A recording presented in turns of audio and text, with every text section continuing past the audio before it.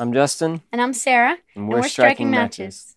And a couple of our on-stage nightmares, personally, just for me, we had just gotten the call to the stage in Nashville, and we were playing a local show that's it's a pretty well attended. There were a few thousand people there, and we had just walked up to the side stage area, and my strap to my guitar all of a sudden snapped, and my guitar fell and landed, and just it was a big boom, and I was like, oh man, what just happened? So I picked it up and I was checking it out, and it seemed okay. There was like a big mark here, and then I went to tune up before we went on stage, and I got to, I want to say it was the G string, and I got all the way there and reached for the peg, and it wasn't there.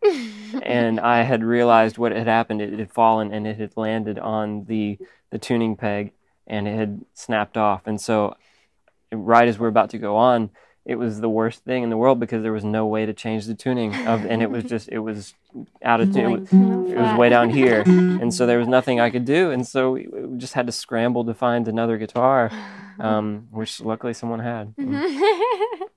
My worst stage nightmare ever was probably, we were playing Red Rocks Amphitheater, which is this amazing 10,000 seat outdoor venue in Colorado.